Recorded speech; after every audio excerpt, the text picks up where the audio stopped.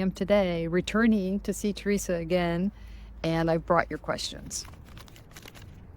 So we'll see if she has any answers for us. So I'm asking Teresa, are you willing to have a conversation with us today and to entertain some of the questions that people have brought forward to ask you? Yes, she is. Thank you, Teresa. The first one is, speaking on behalf of trees as best you can, what is it that you need? We need love and satisfaction. Yeah, I can't move forward without asking, what does satisfaction mean to a tree? We achieve satisfaction when we're able to cycle nutrients through us and process them and transmute that energy, cycling between earth and air repetitively over and over again. It's a cleansing. We cleanse. This is our primary function. And we connect. We make connections that you don't see, that you don't notice in your world.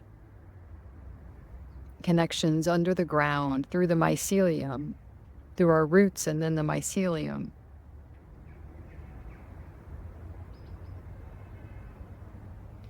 And so what we need from humans is an environment of love, not directed at us, not for you to love us, but for you to be in love. I'm not talking about romantic love, I'm talking about the state of being love. And as she's telling me this, I'm getting a lot of love feelings projected onto me, or I'm mirroring them of hers.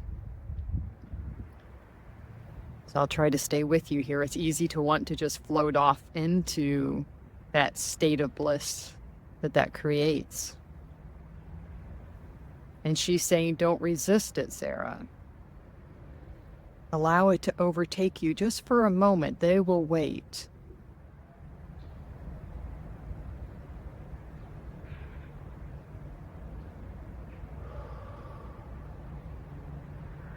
Wow.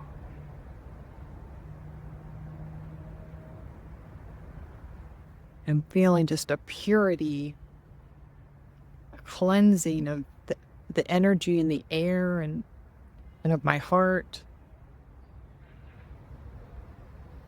My skin is vibrating and my body feels lighter. My heart is beating faster. It almost feels like a flush of that first time you see somebody you're going to have a great romance with. It feels a little bit like that. Is that me falling in love with myself? She says, it's you falling in love with your higher self. Ah, it's so beautiful. Thank you for this experience.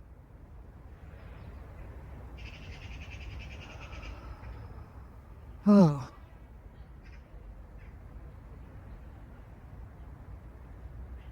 Okay.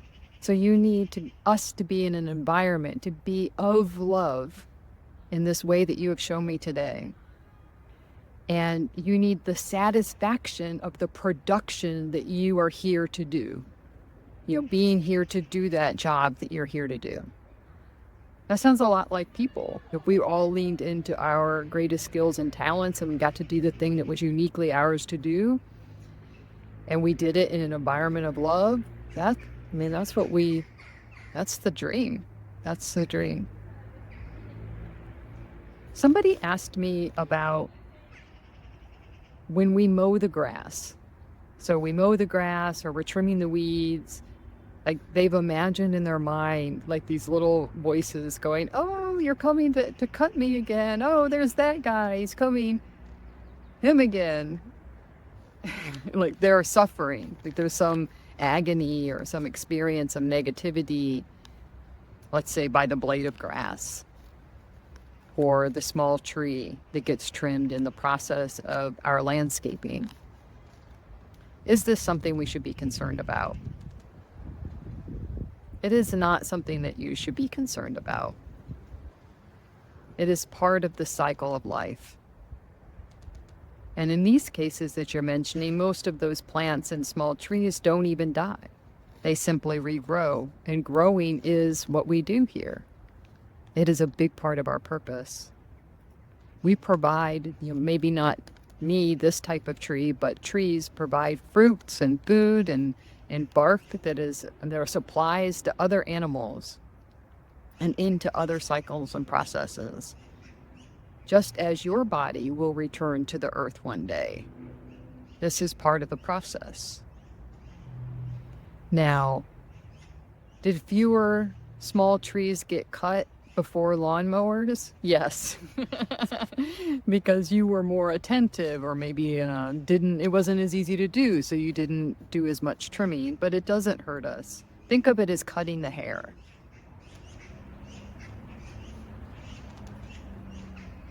Teresa, what are storms like for you? What is the experience of being in a storm? Let's say like a thunderstorm. Oh, these are very magical moments for us. This is a dousing. This is being windblown. We are shaped by these storms. We are shaped by the elements around us.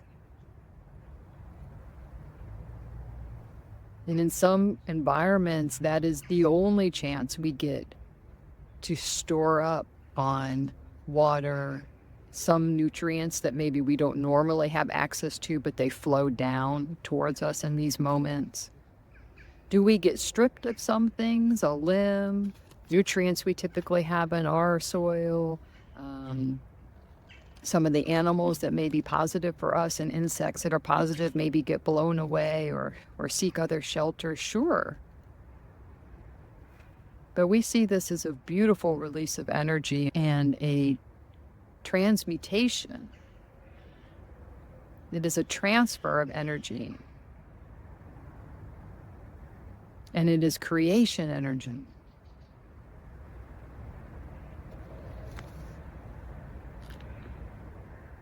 So we do not find this scary. We find it as our time to dance.